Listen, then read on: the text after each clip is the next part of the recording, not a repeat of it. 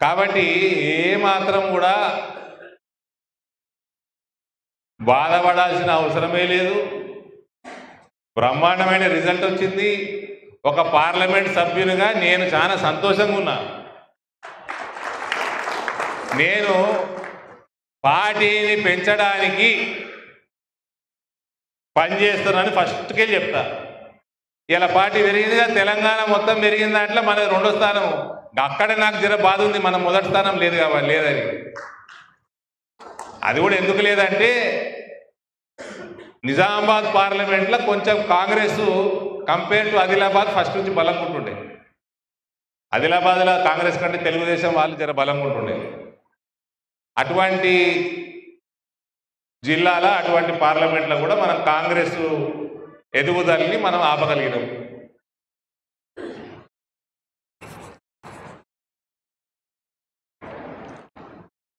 ఇంకోటి నేనేమన్నా ఇంటర్వ్యూలలో చెప్పింది, స్పీచ్లలో చెప్పింది అందరూ విని మర్చిపోకండి. నేను చెప్పింది చేసేది 2 ఒకటే ఉంటాయి.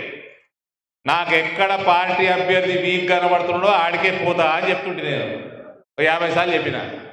నాకు ఎక్కడ పార్టీ ఓట్లు తక్కువ వస్తాయన్న నాకు అనిపిస్తే నేను అక్కడికే పోయి ఆడినే నిలబడతా, పార్టీ నిలబడమంటే అది ముందు నుంచే చెప్తుంటే. అక్కడికే వచ్చి నిలబడ్డా. నా పేరు డిక్లేర్ అయినాక ఫస్ట్ మీటింగ్లో చెప్పిన నేను. అది ఏడైంది మన మీటింగు ఫంక్షన్ హాల్ ఇది ఉండే కొరుట్లలో, అదే కట్కం ఫంక్షన్ హాల్లో. ఆనాడే చెప్పిన, నయా పైసా వంచకుండా కొరుట్ల విజయం రాష్ట్రానికి ఆదర్శమైందని చెప్పినాక కూడా మళ్ళీ నా దగ్గరికి వచ్చి పైసలు వంచుకుని అంటే అరే ఏమైతే చూద్దామయ్యా. ఇవాళ ఇక్కడ ఉన్న బలమైన కార్యకర్తలు, బలమైన సర్పంచ్, ఎంపీటీసీ, జెడ్పీటీసీ స్థాయికి వెళ్ళి రేపు ఎమ్మెల్యేలు కావాల్సిన వాళ్ళు కూడా పైసలు వంచకుంటే కూడా ఓట్లు వస్తాయన్న నమ్మకం వచ్చింది కదా. పని చేసుకుంటూ వస్తాయి ఓట్లు. నాకు కొరుట్లాల గల్లికి సంబంధాలు లేవు కదా, లేవు. అందరికి తెలిసిన విషయమే. నేను ఇక్కడ ఎమ్మెల్యే అభ్యర్థికి ఎప్పుడు లేను. నాకు ఇప్పుడు ఇంతవంత పెరిగినాయి ఇక్కడ సంబంధాలు. ఎమ్మెల్యే అభ్యర్థికి గల్లి సంబంధాలు ఉండాలి, పర్సనల్ రిలేషన్షిప్ ఉండాలి, అవన్నీ లేవు కదా.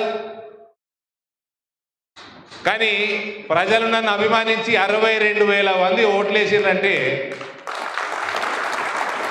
అది నేను పార్టీని పెంచినందుకు, ప్రజా సమస్యల మీద కొట్లాడుతున్నందుకు, వీలైన సమస్యలు తీర్చినందుకు, ఒక భారతీయ జనతా పార్టీ కార్యకర్తగా, ఒక ఎంపీగా ప్రజలలో స్థానం సంపాదించినందుకు. ఆర్మూర్లో నా ఇల్లు ఉంటుంది. అక్కడనే నిలబడితే ఇక్కడ నా మీద ఏం ప్రచారం చేసిరు, లోకల్ కాదు, వీడు ఉండడు, అది కూడా ఉండకపోవు. ఆడ గెలుస్తుంటే మేము. కానీ నాకు కొరుట్లలో 62,000 ఓట్లు వచ్చా? ఇది ప్రక్రియ. భారతీయ జనతా పార్టీ తెలంగాణలో ఎదిగే పరిస్థితిలో ఉంది. ఆదిలాబాదు, నిజామాబాద్ పార్లమెంట్లు నరేంద్ర మోడీ గారికి ఏం రుజువు చేసినాయి అంటే ఈ 2 పార్లమెంట్లు పెరిగినట్టు రాష్ట్రం అంతా పెరిగితే ప్రభుత్వం ఫామ్ చేసుకోవచ్చు అని ప్రూవ్ చేసింది. కాబట్టి దీన్ని బాధపడాల్సింది ఏమన్నది బ్రదర్? ఏం లేదు బాధపడాల్సింది. ఆ టీఆర్ఎస్ ప్రభుత్వం పోయింది, పీడ పోయింది. కార్యకర్తలకి పోలీస్ కేసులు పెట్టేటోడు ఉండడు. ఒక ఎమ్మెల్యే బెదిరిస్తే ఎంపీ కూడా ఉన్నాడు మీకు.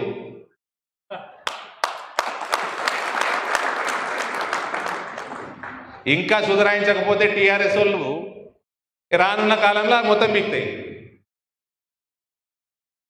కాబట్టి ఒక ప్రజాస్వామ్యబద్ధంగా రాజకీయాలు చేసుకోవచ్చు ఇప్పుడు కార్యకర్తలు.